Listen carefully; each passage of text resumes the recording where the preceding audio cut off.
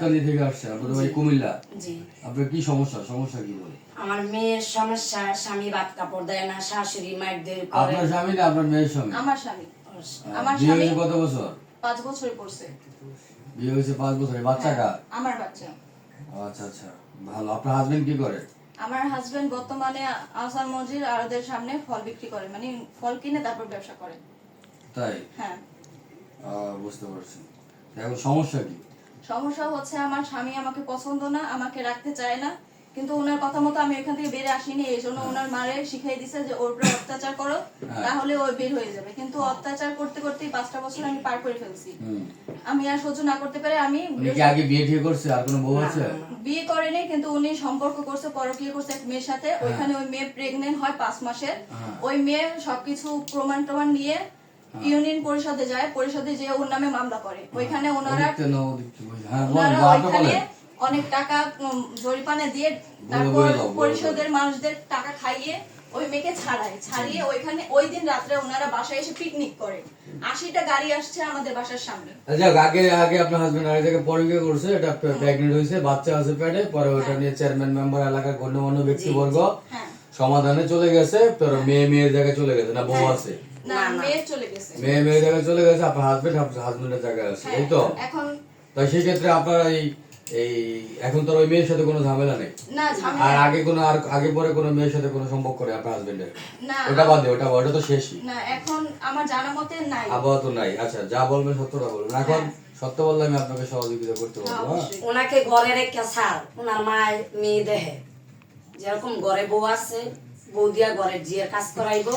আচ্ছা, এখন আপনার মূলত সমস্যা কোথায়? আপনার 5 বছরের সংসার, আপনার বাচ্চা আছে, সমস্যা কোথায়? সমস্যা একটাই, আমার শাশুড়ি আমার টর্চার করে, আমার স্বামী আমাকে পছন্দ না, আমাকে সে রাখবে না।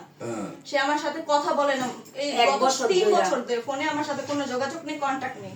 শুধু বাড়ি যায়, ওই ভাত রান্না হয়, রাত্রে এক বিছানা শুইতে, সেটাই চলতো। কিন্তু বিগত 6 মাস ধরে ওই মেয়ের কাহিনীর পর থেকে উনি আমার সাথে আর শোয় না। যখন কান্না করতাম বাড়ির সবাই যাইতো যে কি হয়েছে, কিছু মারতেছেন, এরকম করতেছেন। উনি বিচ্ছিরি ভাষায় গালাগালি করে ওনাদের বের করে দিত যে আপনাদের কোনো দরকার নেই এখানে, আপনাদের বউ না, আপনাদের দরকার নেই। ওনারা মান সম্মান বজায় রেখে ওনারা চলে যেত, ওনারা কিছু করতে পারতো না। আমার গায়ে বরফ মারতো, বটি নিছে আমার জবাই দেওয়ার জন্য। ওনার স্বামী বটি ধরছে দেখে ওনার স্বামীর বটি দিয়ে জবাই দিতে চাইছে। আমার মারধর করলে, ধরতে গেলে আমার শ্বশুর ওনারও উল্টা মারধর করতো। আমার 2টা ননস আছে, ননসের বাচ্চা আমি পালি। আমার স্বামী রাখছে ওনার বোনের মেয়ে, ওই মেয়ে 2টাও আমার উপরে টর্চার করতো। ওই মেয়ে 2টার কারণে আমি আর বেশি মার খাইতাম। আমি তাদেরকে আপনারা কি বাড়ি থেকে বের করে দিছে? না, আমি মূলত টর্চার সহ্য না করতে পেরে শুক্রবার সকালবেলা আমি নিজে চলে আসছি। যে এইভাবে চলে আসছেন কেন? আমি তো আর মাইথু খাইতে পারতেছি না। বৃহস্পতিবার রাতে থানা নাই, ওই এলাকা থানা নাই। আমি কোথায় যাব? আমার একটা বাচ্চা। থানাতে যাবেন, থানাতে গিয়ে কমপ্লেইন করবেন। আমি তো এখানে কিছু চিনি না, আমার তো এখানে কেউ নাই। আমি কার মাধ্যমে? বরিশাল সদর থানাতে যাবেন। থানা তো প্রত্যেক জেলায়, প্রত্যেকটা গ্রামে থানা আছে। আর ওনারা খুবই পাওয়ারি মানুষ, ওনার কথা সবাই বলবে। মানে টাকা খাওয়াইলে ওনাদের কথাই বলবে। আমার তো কেউ নাই ওখানে, আমি তো অসহায়, আমার কথা কে বলবে? এই কারণে আমি আমার ছেলে নিয়ে আমি ঢাকা চলে আসছি। ওনারা চাইছিল বাচ্চাটা রাখতে, ওরা এমনি লড়াই। ওনারা আমাকে এটাও বলছে যে তোর গয়না টাকা পয়সা যা আছে, ঠিক আছে, যা নিয়ে আনছস তুই চলে যা, আপসে চলে যা, কিন্তু তুই সন্তান নিতে পারবি না। সন্তান আমাদের সন্তান, আমি পাবো। হাজবেন্ডের নাম্বার বলেন। 06 চালু আছে নাম্বার? হ্যাঁ, চালু থাকার কথা। আমি 2 লাখ টাকা দিছি স্যার, 2 ভরি স্বর্ণ দিছি। 016 47 47। হ্যালো, ওয়ালাইকুম আসসালাম। মিরাজ সাহেব বলছিলেন? মিরাজ সাহেব, আপনার তো নাম কি? আপনার নাম কি? হ্যাঁ, নাসরিন। নাসরিন, আপনার কি হয়? আপনার ওয়াইফ বাসা থেকে টর্চারিং করে বের করে দিয়েছেন কেন? আপনার আম্মা আপনারা টর্চারিং করে বের করে দিয়েছেন কেন? ধরে পালাই গেছে কেন? পালাই গেছে? আচ্ছা, যাই হোক, পালাই গেছে, ভালো কথা। তো ওয়াইফ তো আপনার নাকি? ইজ্জত তো আপনার। তো আপনি কি তার পুনরায় ফোন দিছিলেন যে তুমি কোথায় গেছো, কেন গেছো, তার খুঁজতে? সবার কথা বাদ দেন, আপনি দিছেন কিনা সেটা বলেন। আপনার সবার কথা না, আপনার কেন আপনি দেন নাই কেন? আপনি দেন না কেন? ওয়াইফ কার, আপনার না আরেকজনের? তা আপনার ওয়াইফ হলে তো আপনার দিতে হবে না?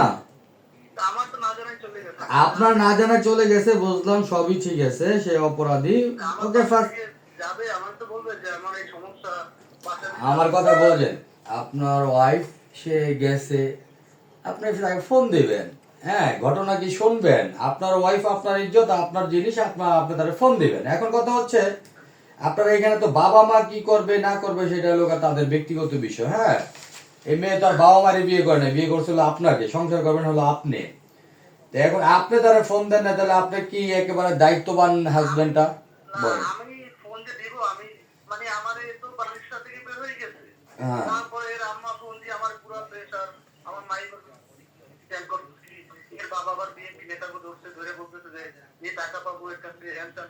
মানে আচ্ছা, আমার বিএনপি নেতা, আওয়ামী লীগ নেতা, এনসিপি নেতা সেটা দেখবো না। হ্যাঁ, তা আপনার ওয়াইফ তারে আপনি তরকারির ভিতরে আছি। আমি ফোন দিছি, তারপর আমি ফোন দিছিলাম, এর ফোন দিছি, এর মামার ফোন আরে মামা বাদ, আপনি আপনার ওয়াইফকে ফোন দিবেন না? আপনার ওয়াইফ, আপনারা দুজন যদি ঠিক থাকেন তাহলে কেউ কি কিছু করতে পারবে বলেন? এর ফোনে ফোনে একবার দেওয়া হয়েছে। স্যার কালকে আমি ওনারে ফোন দিয়েছি, আপনারা চুপ থাকেন। আচ্ছা শোনেন, উনি আপনার ওয়াইফ, ওনারে আর কখনো টর্চারিং করবেন না, কোনো ঝামেলা করবেন না। হ্যাঁ, সন্ধ্যার আগে আপনার ঘরের বউ আপনি ঘরে নেবেন, আর নয়তো আপনি সন্ধ্যার পরে অ্যারেস্ট হবে না, এটি আপনাকে বললাম। এর বেশি আপনি তারে ফোন দিবেন, এখন ফোন দিবেন, এবং ওনাকে সসম্মানে, আপনার ওয়াইফ আপনার ইজ্জত, আপনি তারে ঘরে তুলবেন সন্ধ্যার আগে। হ্যাঁ, ঘরের বউ বাসা থেকে চলে যায়, আপনার কোনো খোঁজ খবর নাই, আবার কোন আমি ফোন দেই নাই। না, আপনি তারে ফোন দেন নাই কেন? আমি আপনাকে যেটা বললাম সেটা শুনেন, ওনাকে ফোন দিবেন, আপনার ওয়াইফরে ফোন দিয়ে জিজ্ঞাসাবাদ করবেন কি হয়েছে না হয়েছে, সুন্দর করে তারে ঘরে তুলে নেবেন, আর নয়তো সন্ধ্যার পরে আপনার নামে আইনগত ব্যবস্থা নেওয়া হবে, আপনি 100% অ্যারেস্ট হবেন। হ্যাঁ, এর বাইরে আমি আপনাকে কোনো কিছু বলবো না।